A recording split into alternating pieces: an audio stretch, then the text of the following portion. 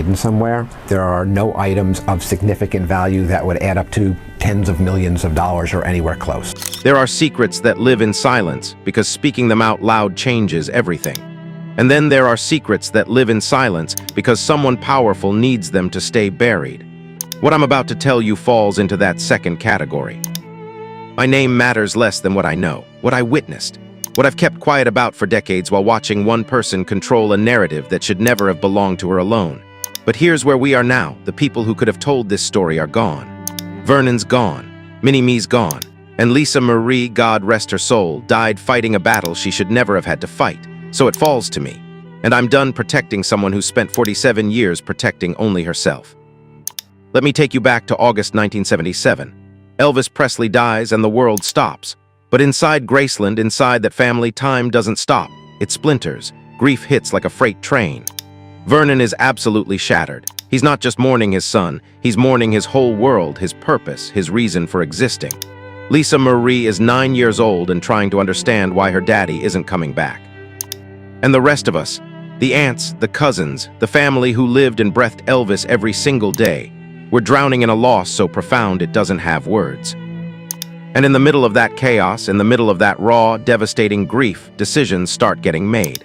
Financial decisions, legal decisions, decisions about who controls what, who manages the estate, who gets to say what happens to everything Elvis built. Now here's what the world knows. Priscilla Presley stepped up. She became a co-executor of the estate alongside Vernon and the National Bank of Commerce. She's told this story 1,000 times, how she saved Graceland, how she turned Elvis's failing finances around, how she transformed a declining estate into a thriving empire. And look, on paper, some of that is true. Graceland did become profitable. The Elvis brand did explode into something massive. Nobody disputes those facts. But here's what the world doesn't know.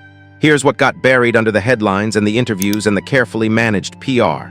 While we were grieving, while Vernon was barely functioning, while Lisa Marie was a child trying to survive the loss of her father, Priscilla was positioning herself. Not just as an executor, not just as a manager, but as the sole authority on everything Elvis.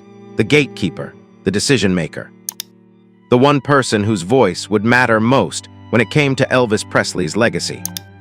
And with that control came something else. Something nobody talks about. Access to money. Lots of it. Money that was there, documented in ways the family didn't fully understand at the time. Money tied up in trusts and licensing deals and merchandising agreements that got negotiated while we were still trying to figure out how to breathe without Elvis in the world. I remember the day, it was months after the funeral, when it started becoming clear that decisions were being made without family input. Not just business decisions. Decisions about what happened to Elvis's things. His personal items, his clothes, his cars, his jewelry. Things that should have gone to family, things that had sentimental value beyond any dollar amount. Suddenly they were being cataloged, inventoried, assigned value, being prepared for something none of us had agreed to. And when Vernon asked questions, because even in his grief, even in his fog, he knew something felt wrong, the answers came back wrapped in reassurance. We're protecting the estate. We're making sure Lisa Marie's inheritance is secure. We're doing what's best for Elvis's legacy. All the right words, all the soothing phrases. But underneath those words, power was consolidating, control was centralizing, and it was all flowing to one person. Here's the thing about estate management that most people don't understand. Whoever controls the estate doesn't just control money, they control memory. They control narrative. They control who gets to tell the story and whose version becomes history. And when you're dealing with someone like Elvis, someone whose legacy is worth hundreds of millions of dollars, that control is everything. Priscilla knew that. She understood it from day one. And while the family was paralyzed by loss, she was moving, strategically, deliberately, building a foundation of authority that would let her shape Elvis's story for the next 5 decades. Vernon died in 1979, 2 years after Elvis. And when he died, the last voice of caution, the last person who could have challenged Priscilla's control, he was gone. Minnie Mae was elderly. The extended family had no legal standing, and Lisa Marie was 11 years old. There was nobody left who could say, wait a minute, is this really what Elvis would have wanted? Is this really serving his daughter's best interests? Or is this serving someone else's agenda? The estate that Elvis left behind was complicated, sure. There were debts. There were obligations. There were deals that needed managing. But here's what most people don't realize, there were also assets. Significant assets, money that Elvis had set aside, investments he'd made. revenue streams that were already established. This wasn't a bankrupt estate. This was a valuable estate that needed careful, honest management. But what it got instead was transformation. A transformation from family legacy into corporate enterprise.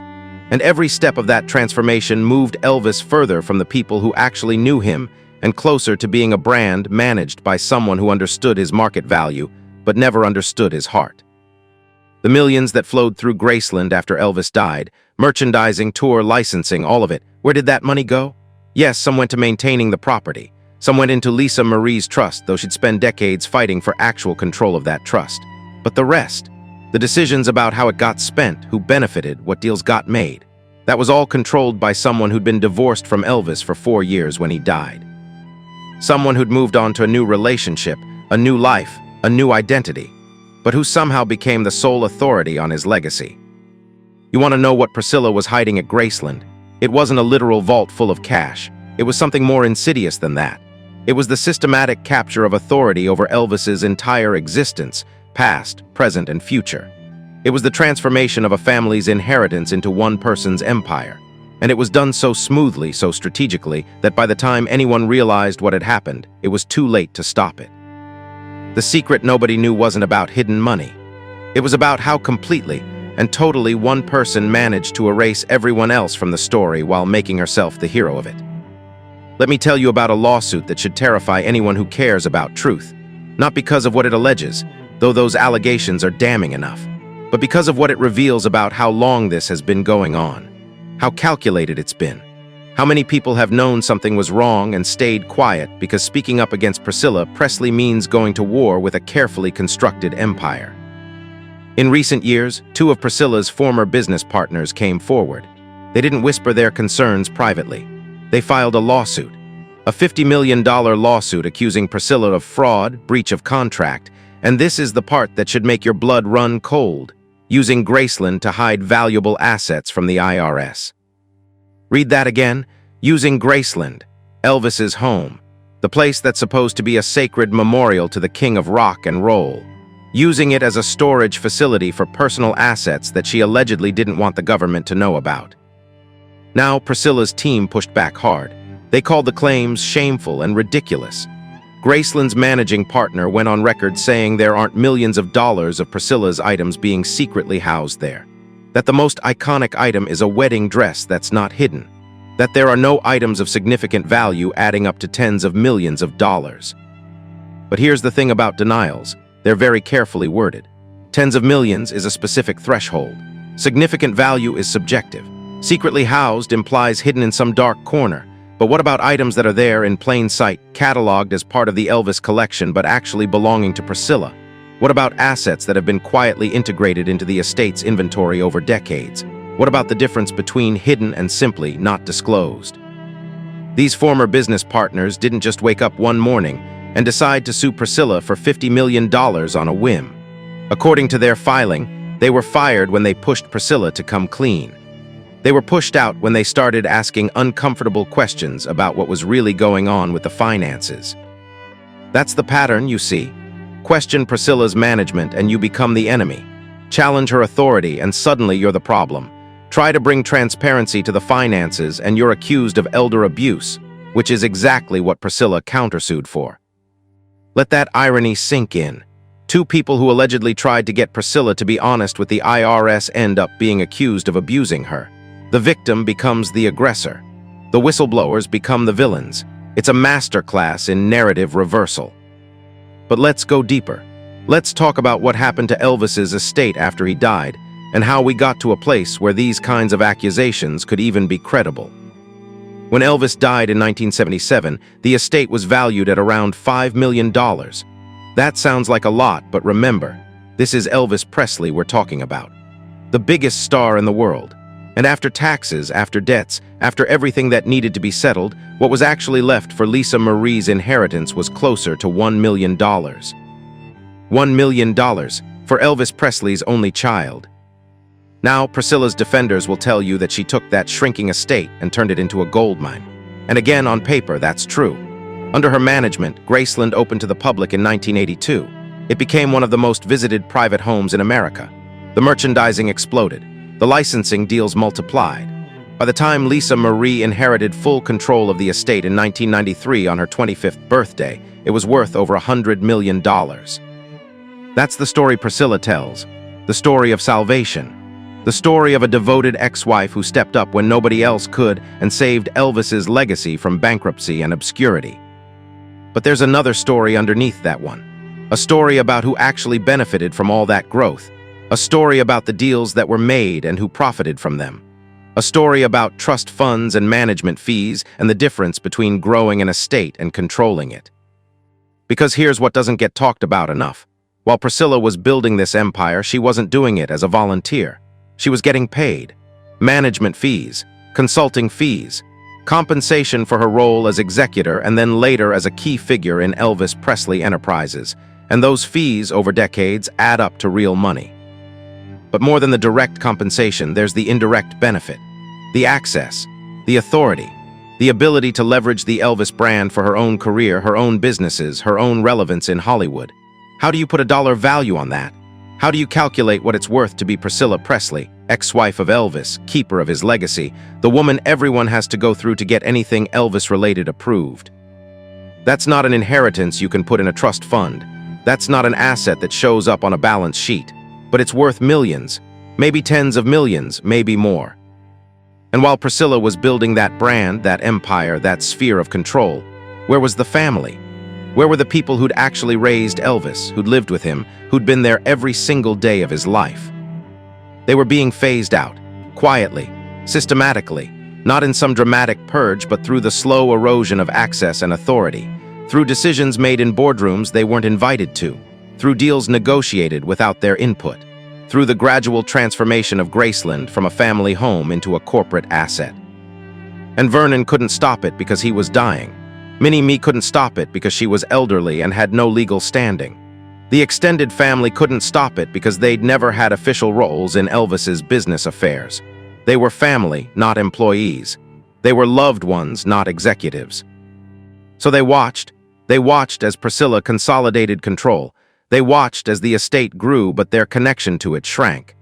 They watched as Elvis's home became Elvis's museum, and they became tourists in their own history. And the cruelest part? They were told they should be grateful that Priscilla saved Graceland, grateful that she kept Elvis's name alive, grateful that she turned a failing estate into a thriving business. But gratitude is a weapon when it's used to silence questions, when it's used to shut down anyone who asks, but wait, who's really benefiting here? Who's really in control? And is this actually what Elvis would have wanted? Lisa Marie asked those questions. For her entire adult life, she fought to understand and control her own inheritance. She battled in court. She challenged decisions. She tried to untangle the complex web of trusts and agreements that had been set up allegedly for her benefit, but that seemed to serve everyone except her. And when she died in January 2023, she left behind a memoir that her daughter Riley Keough is working to publish. A memoir that reportedly contains Lisa Marie's true feelings about how her inheritance was managed, about her relationship with her mother, about what it was like to be Elvis Presley's daughter while someone else controlled Elvis Presley's legacy. Priscilla knows what's in that memoir, and if the pattern holds, the pattern we've seen over and over, she's already working to control how it gets received, to frame it, to contextualize it, to make sure that if Lisa Marie said anything that contradicts the official Priscilla Presley narrative, there's already a counter-narrative ready to deploy. That's how you hide millions. Not necessarily in secret bank accounts or hidden storage rooms at Graceland, though those allegations are serious and deserve investigation, but in something more insidious. You hide it in complexity, in legal structures so Byzantine that nobody can fully trace where the money goes, in management, fees and licensing deals and corporate entities, in the difference between what an estate is worth and who actually controls that worth. You hide it by making sure nobody can ask the right questions without being accused of attacking you, without being painted as greedy or jealous or disrespectful to Elvis's memory. You hide it by positioning yourself as the victim every single time someone tries to shine a light on how the money actually flows. And most effectively of all, you hide it in plain sight. You stand in front of cameras and talk about saving Graceland. You give interviews about honoring Elvis. You show up at events and play the devoted ex-wife. And while everyone's watching that performance, the actual mechanics of control, of profit, of benefit, those stay behind the curtain where nobody's looking.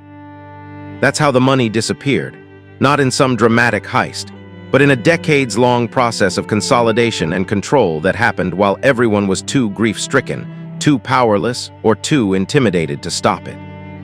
There's a moment that happens when you walk through Graceland as a tourist.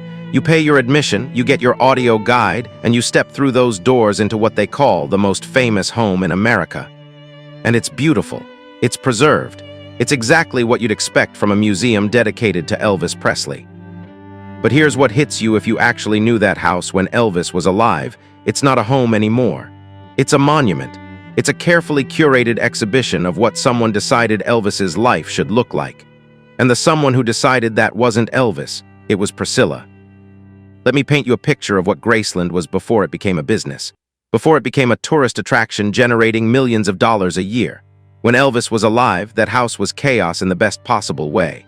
It was full of people at all hours, family members coming and going, friends staying for weeks, musicians showing up at midnight to jam.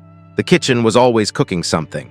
There were voices and laughter and sometimes arguments and always life. Minnie Mae had her room, Delta had hers. The extended family had access not as guests but as family, because that's what Graceland was. It was home. It was the place Elvis built to keep the people he loved close, to give them security, to make sure that no matter how big he got, no matter how famous, there was always a place where family mattered more than anything else. And then Elvis died, and slowly, methodically, that home became something else entirely. The decision to open Graceland to public tour in 1982 gets presented as a financial necessity. The story goes that the estate was hemorrhaging money on maintenance and property taxes, that something had to be done or Graceland would have to be sold, that Priscilla made the tough call that saved Elvis's home from being lost forever. And look, maybe the finances were dire. Maybe opening it to tour was the only viable option. But here's what nobody talks about. Once that decision was made, once Graceland became a business, everything changed. And not just logistically. The entire meaning of the place shifted. Family members who'd lived there, who'd called it home, suddenly found themselves navigating a new reality. They couldn't just be there anymore. They couldn't exist in those spaces the way they had when Elvis was alive. Because now those spaces belonged to the tourists, to the business, to the carefully managed brand of Elvis Presley. Delta lived in the mansion until she died in 1993. 16 years of living in a house that was also a museum. 16 years of watching strangers walk through her home, taking pictures of her life, while she was expected to just disappear into the background, to make herself invisible so the tourists could have their authentic Elvis experience. Can you imagine that? Can you imagine living in your own home but being told you can't be seen because you'll ruin the illusion? That's not preservation. That's erasure dressed up as business necessity. And it wasn't just about physical access. It was about what Graceland represented. As long as Elvis was alive, Graceland belonged to him and through him to his family. But once it became Elvis Presley Enterprises, once it became a corporate asset managed by executives and boards of directors, the family's claim to it became sentimental rather than substantive. They could visit, they could have access on certain terms, but they couldn't just be there. They couldn't exist in that space with the ease and belonging they'd had before, because it wasn't theirs anymore. It was Priscilla's. Not legally, it was in trust for Lisa Marie. But practically in every way that mattered, Priscilla controlled who came and went, what got preserved and what got changed, whose memories mattered and whose got written out. Lisa Marie's relationship with Graceland breaks my heart. That should have been her sanctuary, the place where she felt closest to her father, the place where every room held memories of him, where she could walk into the music room and remember him playing piano, where she could sit in the living room and feel him there. But instead, Graceland became a battleground, a place where she had to fight for access to her own inheritance, where she grew up watching her mother transform her father's home into a tourist attraction while she, Elvis's actual daughter, was supposed to just accept that this was for her benefit. There's an interview where Lisa Marie talked about how strange it felt to visit Graceland and see strangers walking through her childhood home. How disorienting it was to have this deeply personal space, the place where her father died, where she'd lived some of the most important moments of her life, turned into a public commodity. And here's the thing that makes it even more painful. The revenue from Graceland, all those millions from tickets and merchandise and tour, where did it go? Yes, into the trust for Lisa Marie. But who managed that trust? Who decided how it was invested, what deals were made, what expenses were justified? Priscilla, for years and years, Priscilla. So Lisa Marie was told this was all for her. That opening Graceland, commercializing Elvis's legacy, turning his home into a business, it was all to secure her inheritance. But she didn't get to decide any of it. She didn't get to say, actually, I'd rather have my father's home be a home than a museum. She didn't get to choose privacy over profit. She didn't get to preserve Graceland as a family sanctuary instead of a corporate asset. Those decisions were made for her, by her mother. The same mother who'd divorced her father 4 years before he died. The same mother who'd moved on to a new life, new relationships, new priorities, but who somehow became the sole decision-maker about what Elvis's legacy would look like and what his daughter's inheritance would mean. And the family, Vernon's side, the Presleys who'd been there for Elvis's entire life, they watched it happen. They watched Graceland transform from the house Elvis built for his family into Priscilla's kingdom. They watched as their access got restricted, their memories got managed, their presence got minimized. Because here's the truth about what happened. Priscilla didn't just preserve Graceland, she conquered it. She took a home that had belonged to a family and turned it into a monument that belonged to her. Not legally, but in every practical sense. She became the gatekeeper, the authority, the person who decided what Graceland meant and who got to belong there. The cruelty of it is staggering when you really sit with it. Elvis built that house to keep his family close, to give them security and belonging, to create a place where they'd always matter, always be welcome, always be home.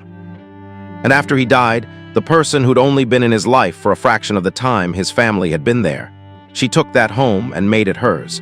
She erased the family's daily presence and replaced it with carefully curated exhibits. She took living, breathing family history and turned it into a static display. The family didn't just lose Elvis when he died. They lost Graceland too. They lost their claim to the place that was supposed to be their forever home. They lost it to someone who understood its market value, but never understood what it meant to the people who'd actually lived there, loved there, and built their entire lives around Elvis. And the worst part, the absolute worst part, is that this was all done in Elvis's name. In the name of preserving his legacy. In the name of honoring his memory. In the name of protecting what he built. But Elvis didn't build Graceland to be a museum. He built it to be home. And home is where the people you love get to exist freely, messily, authentically. Home is where family doesn't need permission to belong. Priscilla turned Graceland into something else entirely. She turned it into proof of her authority, into the physical manifestation of her control over Elvis's entire legacy, into a kingdom where she reigns and everyone else, including Elvis's own daughter, exists at her discretion. That's not preservation. That's colonization. And it's been happening in plain sight for over 40 years while the world applauds Priscilla for saving Elvis's home. But she didn't save it. She conquered it. And the people who actually belonged there have been grieving that loss ever since.